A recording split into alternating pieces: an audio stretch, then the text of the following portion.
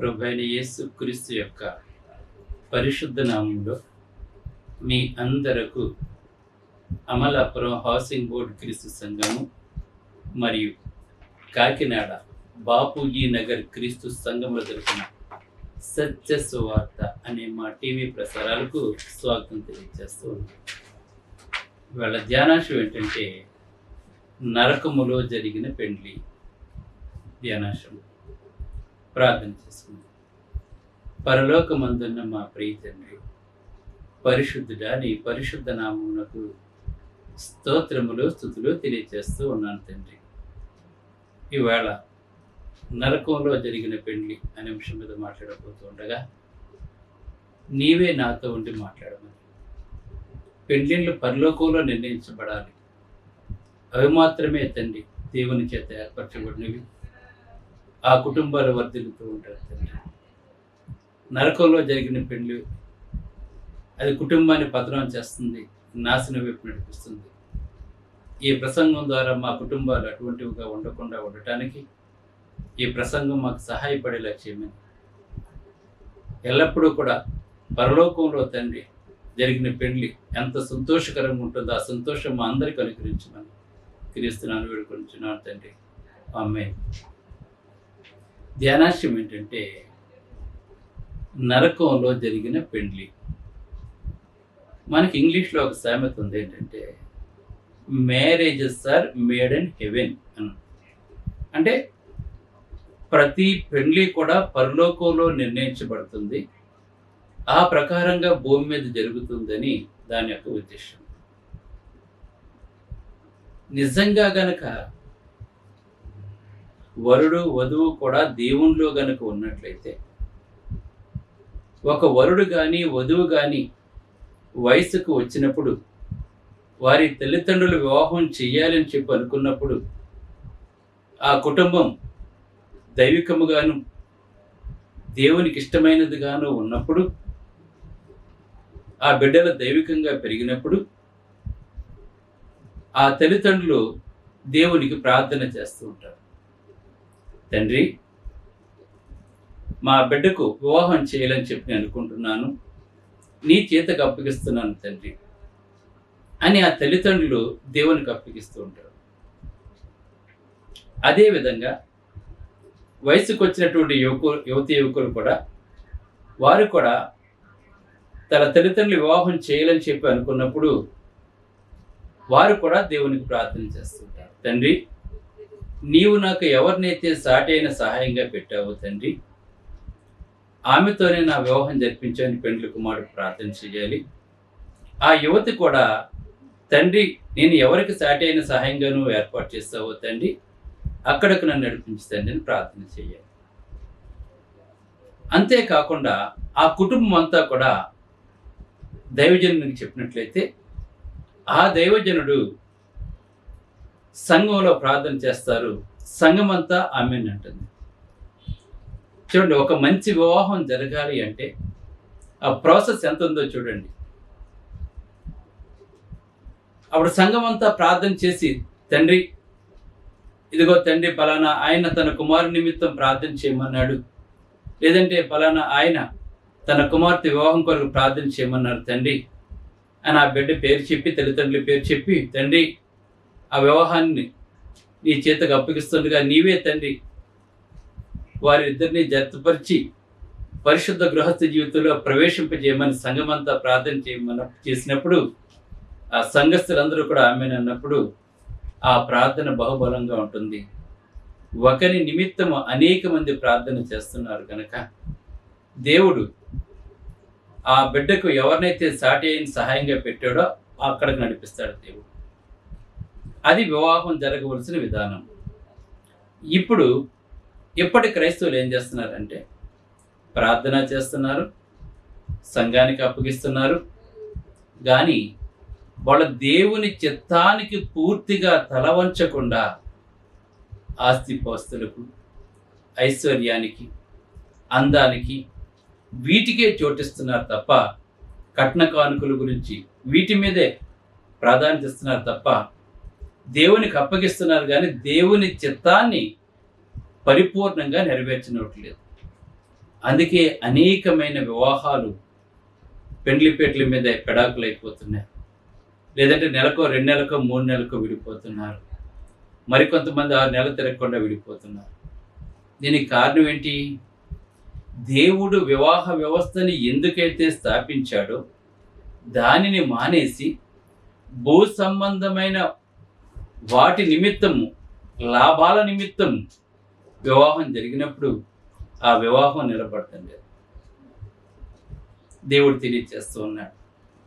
అసలు దేవుడు ఏం తెలియదు, కుటుంబానికి ఆధారం 2 కావాలి, ఒకరు కాదు. అందుకే కుటుంబాన్ని నిర్మించేవాడు దేవుడు. ఒక కుటుంబం నిర్మించబడాలి అంటే 2 కావాలి. ఒకరి వల్ల కుటుంబం ఒకరుగా ఉంటే అది దాని కుటుంబం అని చెప్పను అండి. ఒక భార్య, ఒక భర్త, అది ఒక కుటుంబం. వారికి పుట్టిన సంతానము కుటుంబము. ఇది కుటుంబం అంటేని. వారు పురుషుడు స్త్రీ అనేవారు. వారిద్దరికీ మరి ఒకరు వ్యత్యాసంగా, చూడండి, ఒకరికొకరు వ్యత్యాసంగాను అనుగుణ్యంగాను ఉంటారండి వాడు. ఎందుకంటే స్త్రీ యొక్క దేహం వేరుగా ఉంటుంది, పురుషుని యొక్క దేహం వేరుగా ఉంటుంది.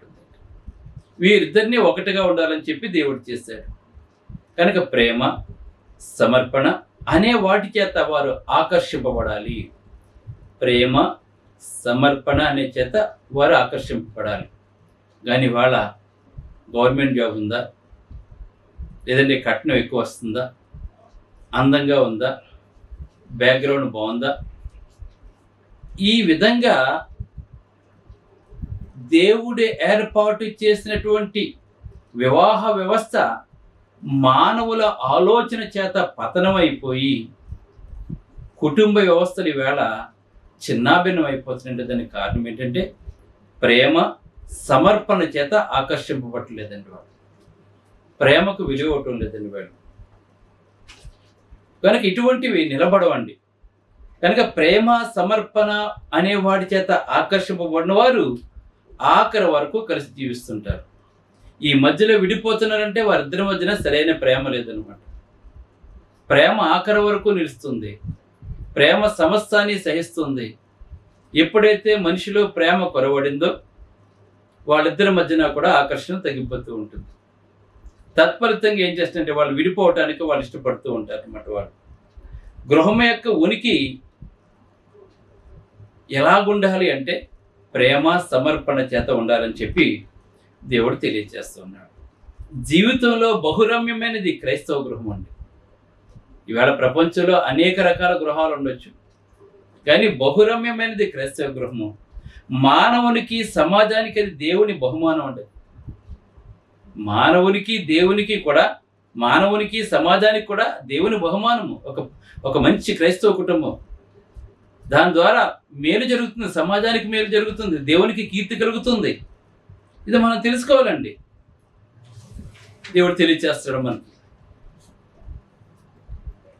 ఆదికాండము ప్రకారంగా మనం కనుక చూసినట్లయితే గృహం అనేది దేవుని దయాకార్యంగా మనకు అనుగ్రహించబడటం మాత్రమే కాక, అంటే గృహాన్ని దేవుడు తన దయ చొప్పున మనల్ని ఏర్పాటు చేశాడండి. వేళ ఒక పురుషుని, స్త్రీని దేవుని యొక్క సంకల్పం చొప్పున, దయ చొప్పున వారిద్దరిని కూడా దేవుడు నిర్మించాడు.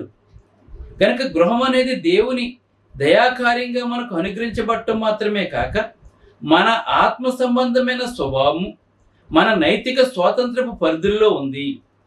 అంటే కుటుంబం కలిగి ఉండగల సామర్థ్యం మనకు ఇవ్వబడింది. మనము ఎవరిని వివాహం చేసుకోవాలి, ఎలాంటి కుటుంబాన్ని కలిగి ఉండాలి అనేదాన్ని పెళ్లి చేసుకునేవారు కానీ, తల్లిదండ్రులు కానీ ఎన్నిక చేసుకోవాలండి. ఇక్కడ చాలామంది తప్పుడడుగులు వేస్తున్నారండి. ఇక్కడ వాళ్ళ బయట వాటిని చూసి వస్తువుల చేత ఆకర్షింపబడుతూ, ధనం చేత ఆకర్షింపబడుతూ, వాళ్ళిద్దరి మధ్యన ప్రేమ, ఆకర్షణ బంధం చేత బంధింపబడలేదన్న సంగతి మర్చిపోతూ ఉన్నారండి వాళ్ళు. అందుకే ఎవరిని వివాహం చేసుకోవాలి, ఎలాంటి కుటుంబం కలిగి ఉండాలనే దాన్ని ఎన్నిక చేసుకోవాలి. దేవుని ఆలోచన చెప్పున కనుక జరిగితే వివాహము భూమిపైన పరలోకంగా ఉంటుందండి.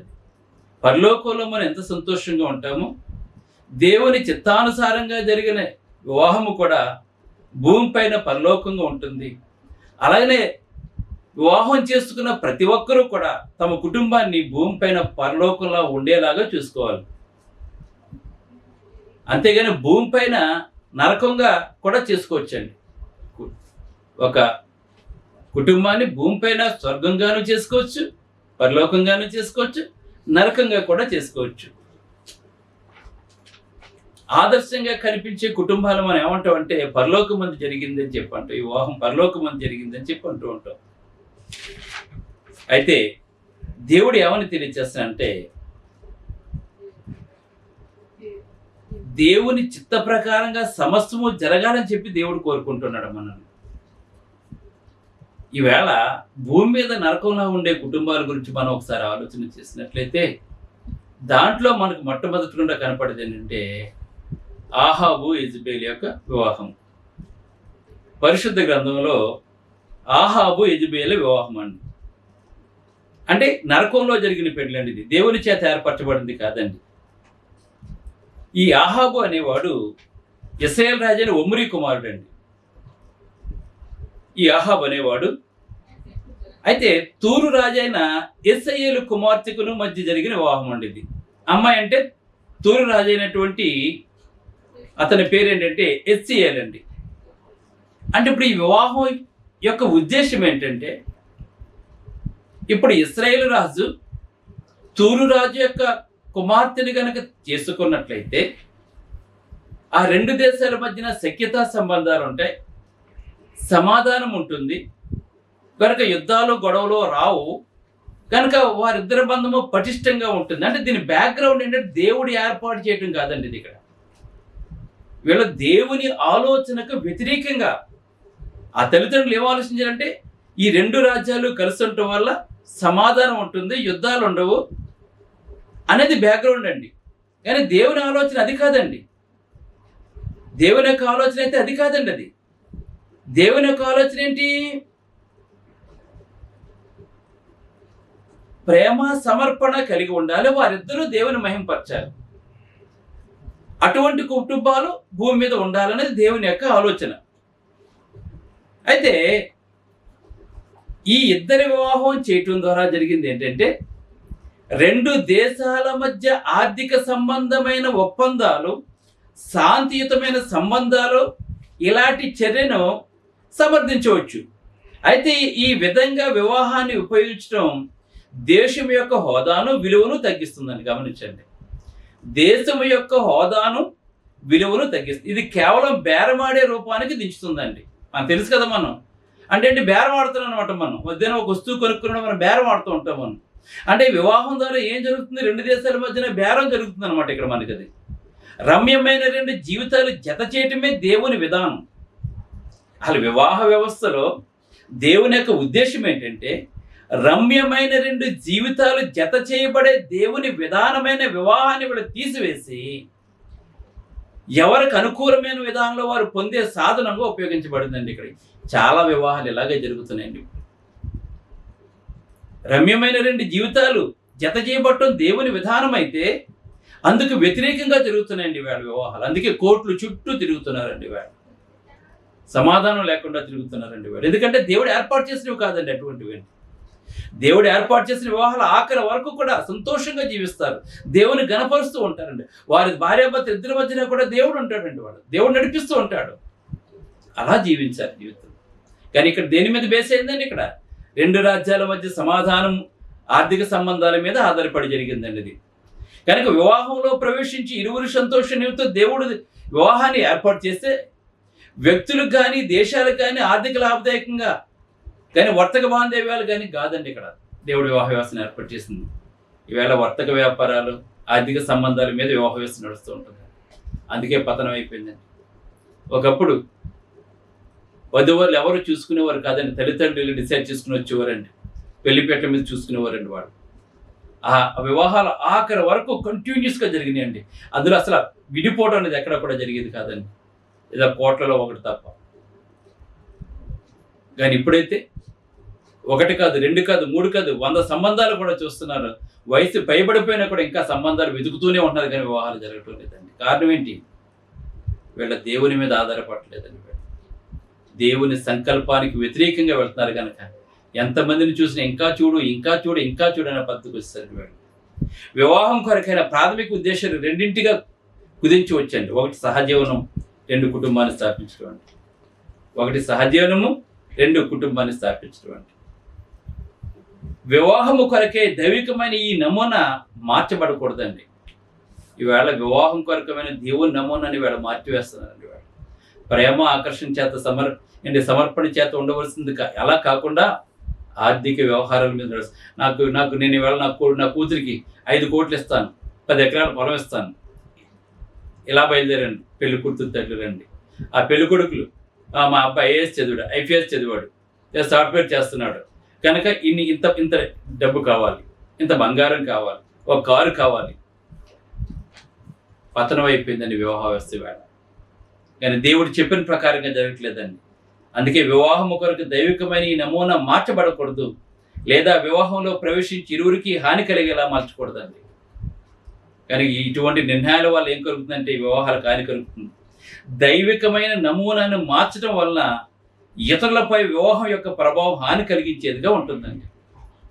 దైవికమైన నమూనాను మార్చితే గనక ఆ వివాహం యొక్క ప్రభావం హాని కలిగించేదిలా ఉంటుంది. వివాహ బంధంలో ప్రవేశించేవారు ఎవరైనా సరే డబ్బు, స్థితి, అంతస్తు లేక మరి ఏ ఇతర అయోగ్యమైన ఉద్దేశాల కొరకు ప్రవేశించకూడదండి. ఇది చాలా చాలా ఇంపార్టెంట్ అండి. ఇప్పుడున్న లోకానికి ఇంపార్టెంట్ ఏంటంటే వివాహ బంధంలో ప్రవేశించేవారు ఎవరైనా సరే డబ్బు కానీ, స్థితి కానీ, అంతస్తు లేదా మరి ఏ ఇతర అయోగ్యమైన ఉద్దేశాల కొరకు ప్రవేశించకూడదండి. అలా చేసినట్లయితే వివాహము కొరకైన దేవుని సంకల్పాన్ని చెరిపివేసిన వారు అవుతారండి. వారు వివాహం కొరకైన దేవుని సంకల్పాన్ని చెరిపివేసిన వారు అవుతారు. కానీ వివాహం అనేది అత్యంత సన్నిహితమైనది, చెడకుండా ఉంచినదైన బంధమై ఉందండి. అది వివాహం అంటే ఒకరినొకరు ఆకర్షింపబడుతూ ప్రేమ అనే బంధం చేత బంధింపబడి వాళ్ళు ఎలా ఉండాలో సన్నిహితంగా ఉండాలని దేవుడు కోరుకుంటున్నాడు. అది చెడకుండా ఆఖరి వరకు ఉండే బంధమై ఉండాలని చెప్పి దేవుడు కోరుకుంటున్నాడు. ఇవాళ క్రైస్తవ వివాహాల్లో ఇవాళ ప్రమాణాలు చేస్తుంటారు. పెద్దల సమక్షంలో, దేవుని సమక్షంలో, సంఘం సమక్షంలో పెళ్ళిళ్ళు చేస్తున్నారు. ఆ విడిపోవడానికే తల్లిదండ్రులు యాక్సెప్ట్ చేస్తున్నారండి. వాళ్ళు దేవునికి అప్పగించడం లేదండి ఇవాళ. కానీ దేవునితో ఉన్న ఏ కుటుంబం కూడా విడిపోదండి. ఆర్థిక లావాదేవీల మీద ఏర్పరచబడి ఏ వివాహమైనా సరే కుప్పకూలిపోతుందండి. కనుక బైబిల్ వివాహము సమాజానికి పునాది ఉన్నది. బైబిల్ వివాహము సమాజానికి పునాది ఉన్నది. ఆ రాళ్ల మీద జనులు నడుస్తూ వారి జీవితాలను కట్టుకుంటూ ఉంటారండి. వాళ్ళు వివాహాన్ని తొలగించితే సమాజం ముక్కలుగా విడిపోతుందండి.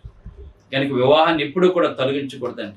వివాహాన్ని వక్రంగా తిప్పితే అది కష్టాలు, ఇబ్బందులు మానవ జాతిని పాడు చేస్తాయండి. ఇది ప్రతి ఒక్కరూ తెలుసుకోవాలండి. వాళ్ళ పెండ్లి అయిన వారు తెలుసుకోవాలి, పెండ్లి కాబోతున్నారు వారు తెలుసుకోవాలి, పెండ్లి చేసే తమ బిడ్డలకు పెళ్లి చేసే తల్లిదండ్రులు కూడా తెలుసుకోవాలండి. అయితే ఆహాబు యెజెబెలు వివాహం తప్పు మార్గంలో తప్పు ఉద్దేశంతో ప్రారంభించబడిందండి. దేశ ఆర్థిక లావాదేవీల నిమిత్తం ఏర్పాటు చేయబడిందండి వివాహం. అది వారిద్దరి మధ్యన ప్రేమాకర్షణ వల్ల కాదండి. ఇది వారి వివాహాన్ని బాధించింది. అయితే వారి వివాహం విచారకరంగా మారిపోయిందండి. వారి వివాహం విచారకరంగా మారిపోయింది. ఏ వివాహమైన కుట్ల ఉద్దేశంతో జరిగినట్లు అది విపత్తులో పడిపోతుందండి. ఒక వివాహము కుటిలమైన ఉద్దేశంతో జరిగితే అది విపత్తులో పడిపోతుందండి. కనుక ఆహాబు యెజెబెలకు వివాహం చూసినట్లయితే వివాహంలో ఆహాబు యెజెబెలు ఒకరితో ఒకరు కలిగిన బంధము శిథిలమయ్యేది గాను, చెడిపోయేది గాను, తేటైన స్వభావ లక్షణం కలిగి ఉంది. ఆరంభం నుండి దేవుడు భర్తను ఇంటికి యజమానిగా చేశాడండి. ఇది ప్రతి ఒక్కరూ తెలుసుకోవాలి. సృష్టి ప్రారంభం నుంచి కూడా భర్తను దేవుడు కుటుంబానికి యజమానిగా చేశాడు. భార్యని ఇంటికి రాణిగా ఉన్నట్లు కోరుకున్నాడు. భార్య ఎలా ఉండాలి? రాణిగా ఉండాలి. భర్త కుటుంబానికి యజమానుడిగా ఉండాలండి. ఎఫెసీ పత్రిక 5:23-25 ఇదే చెప్తుంది.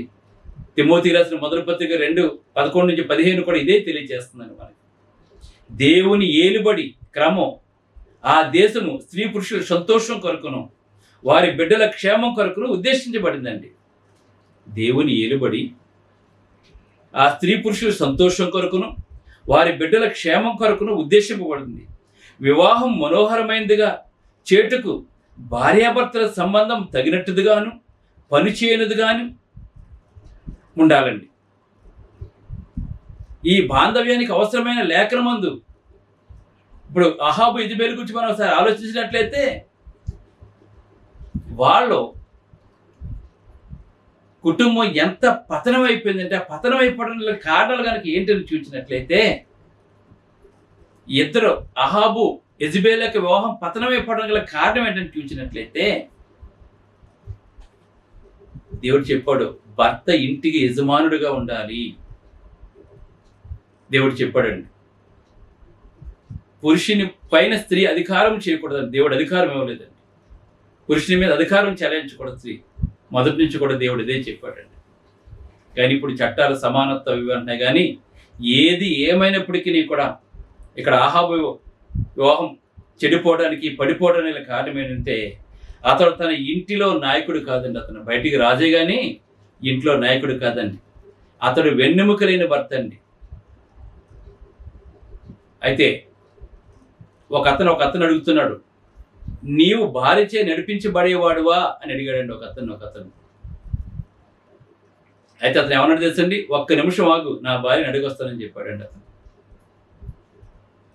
అంటే చూడండి, ఈవేళ పురుషుడు ఈవేళ కుటుంబానికి యజమానుడు అయ్యుండి తన కుటుంబాన్ని నడిపించవలసిన వాడు అయ్యుండవలసిన వాడు అయ్యి కాకుండా ఈవేళ ఏం జరుగుతుంది అంటే ఈవేళ స్త్రీయే కుటుంబానికి పెత్తనం చేసేది కూడా అలా ఉండకూడదని చెప్తున్నాడు దేవుడు. స్త్రీ ఎప్పుడు కూడా భర్తకి లోబడే ఉండాలండి. భర్త ఎప్పుడు కుటుంబానికి యజమానిగా ఉండాలి. కుటుంబం ఎలా తన ధర్మాన్ని నిర్వర్తించాలి. కానీ ఇక్కడ చూసినట్లయితే అతడి వెన్నెముక లేని భర్తగా ఉన్నాడు. ఇశ్రాయేలుకి రాజే కానీ అతని ఇంట్లో అతని నాయకుడిగా అతను ఉండలేకపోయాడండి. అందుకే కళ్ళెము గుర్రాన్ని అదుపులో ఉంచినట్లు యెజెబెల్ అతని మీద పెత్తనం చేసింది. అహాబు దుష్టుడు అయినను దానికంటే బలహీనుడు అయిపోయాడండి అతను. చూసారా, గమనించండి. విడిపోవడం వల్ల కారణం ఏంటి? ఇది రెండవది ఏంటంటే అహాబు స్వార్థపరుడు అండి. పురుషునికి ఎప్పుడూ స్వార్థం ఉండకూడదు. తన స్వార్థం కోసం పొరుగువాడు దాశించాడండి అతను. నాబోతు ద్రాక్ష తోట ఉంటే అది అతను ఇవ్వటం లేదని చెప్పించి తన భార్య అతను చంపించేసి అది ఆక్యుపై చేసుకుందండి. ఆ వివాహం పతనం అయిపోవడానికి కూడా కారణం అదే. రెండవ కారణం కూడా అదే అండి. అయితే మూడవ కారణం ఏంటంటే అతడు యెహోవాని ఆరాధించేవాడు. తన భార్య ఏం చేస్తుందంటే బయలుదేవతల్ని తీసుకొచ్చి పెట్టి ఆ దేశం అంతా కూడా బయలుదేవతలకు ఆరాధించేదిలా చేస్తుంది. గమనించండి, ఇక్కడ దేశం బాగుండాలని, ఆర్థిక లావాదేవీలు బాగుండాలని ఇవన్నీ ఉద్దేశంతో వీళ్ళు వివాహం చేశారు. కానీ ప్రేమ సమర్పణ కలిగి జీవించాలని ఉద్దేశంతో వివాహం చేయలేదు. కనుక ఇక్కడ ఏం జరిగిందండి? ఇక్కడ భయంకరమైన తన భార్యను మాట తీసివేయలేక తన భార్య ఇచ్చైపోయింది, తను తగ్గిపోయాడు. మొత్తం ఇశ్రాయేలు ప్రజలు అందరి చేత కూడా విగ్రహారాధన నడిపించేసి దేవుని ప్రజలను చంపించేస్తుంది. కనుక ఆర్థిక లావాదేవీలతో వివాహం జరగకూడదండి. తత్ఫలితంగా నాబోతు ద్రాక్ష తోట తీసినందుకు, అతను చంపించినందుకు అహాబు చనిపోయాడు.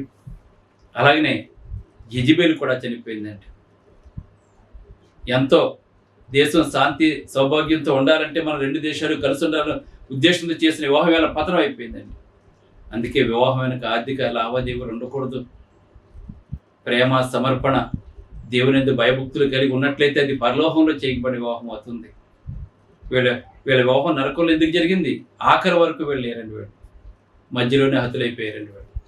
వీళ్ళ క్రియలు చెడ్డమైనందున, తన విగ్రహారాధన చేసినందువలన, భర్త తన ఎన్నిముక లేని భర్తగా ఉండటం వల్ల పాడైపోయింది వివాహ వ్యవస్థ. కనుక భర్త ఎప్పుడు కూడా కుటుంబానికి యజమానిగా ఉండాలి. అంతేకాకుండా భర్త స్వార్థం లేని వాడిగా ఉండాలి. తన కుటుంబ సభ్యులందరూ ఇలా బాధ్యత కలిగి జీవించాలి. దేవునికి భయభక్తులు కలిగి జీవించాలి. వారికి ఏ కష్టం వచ్చినా దేవునితో పాలు పంచుకున్నట్లయితే దేవుడే ఆ కుటుంబంలో వచ్చే సమస్యకు మార్గం చూపిస్తారు. అవి పరలోకంలో నిర్ణయించబడిన వివాహాలు ఉంటాయి. కానీ వీళ్ళకి సమస్య వచ్చినట్టు వీళ్ళే మనుషులను చంపేయటం, అది ఆక్రమించేసుకోవటం, అలాగనే తనకి ఇష్టమైందని ఆరాధన చేసేయటం, ఇతరులను బలవంత పెట్టడం. చూస్తారా, ఇలా చేస్తే వ్యవస్థలు మొత్తం పతనం అయిపోతాయి. కనుక మీ కుటుంబాలు అలా ఉండకుండా ప్రేమ ఆకర్షణ చేత బంధింపబడి ఆఖరి వరకు ఉండాలి అంటే చివరి వరకు దేవునితో నడిచి ఏ కుటుంబం అయితే దేవుని చెప్పు చేతల్లో ఉంటుందో ఆ కుటుంబం పాపం వైపు ఉండదు. వారి ప్రతి ఒక్కరు కూడా దేవుడు తీస్తారు కనుక అవి భూలోకంలో పరలోకంగా ఉంటుంది కనుక మీరు భూలోకంలో నరకాలుగా కాకుండా పరలోకంగా మీ గృహాలు చేసుకోండి. దేవుని చెప్పు చేతుల్లో జీవించండి. ఇటువంటి ఆస్తులకు, డబ్బుకు, స్థితులకు వాటి మీద ఎప్పుడు కూడా వ్యవహారం నిలబడకుండా చేయండి. అప్పుడు ప్రపంచం, సమాజం బాగుంటుంది. ప్రార్థన చేసుకుందాం. పరిశుద్ధుడు అయిన తండ్రి, పరలోకమందున్న దేవుడు, నరకంలో జరిగిన పెళ్లి ఆహాబు యెజెబెలు తండ్రి, వాళ్ళు ఇరుదేశాల మధ్య సఖ్యత ఉంటుందని ఉద్దేశంతో చేశారు కానీ తండ్రి వారిద్దరూ కలిసి సంతోషంగా ఉంటారని తండ్రి వివాహం చేయలేదు ప్రభు. కనుక తండ్రి ఆ వివాహ వ్యవస్థ పతనం అయిపోయింది. వారిద్దరి జీవితం అల్లకొల్లం అయిపోయింది. ఆకస్మికంగా చనిపోవటం తండ్రి అనేక మందిని భయంకరమైన స్థితిలో నడిపించడం కూడా జరిగింది. సమాజానికి చెడు జరిగింది ప్రభు. వారిద్దరి వివాహం జరిగింది. సమాజానికి మంచి జరగాలి తండ్రి. ఒక ఇద్దరు వ్యక్తులు కలిసారంటే సమాజానికి మంచి జరగాలి కానీ చెడు జరగకూడదు. ఏ కుటుంబం అయితే భూలోకంలో పరలోకంగా ఉంటుంది తండ్రి ఆ కుటుంబాల వల్ల మేలు జరుగుతుంది కనుక క్రైస్తవ కుటుంబాలు ప్రతి కుటుంబాల ప్రపంచానికి మేలు జరిగే విధంగా చేయమని, ఆ మేలు జరగాలని ఇద్దరు కూడా రక్షించబడి క్రీస్తులో జీవించాలి, వాక్యానికి లోబడి ఉండాలి. అప్పుడే తండ్రి అవి పరలోకంలోని భూలోకంగా ఉంటాయి కనుక ఆయన అటువంటి గృహాలుగా మా గృహాలను చేయమని క్రీస్తునాను వేడుకొనుచున్నాను తండ్రి. ఆమేన్. మీ అందరికీ వందనములు.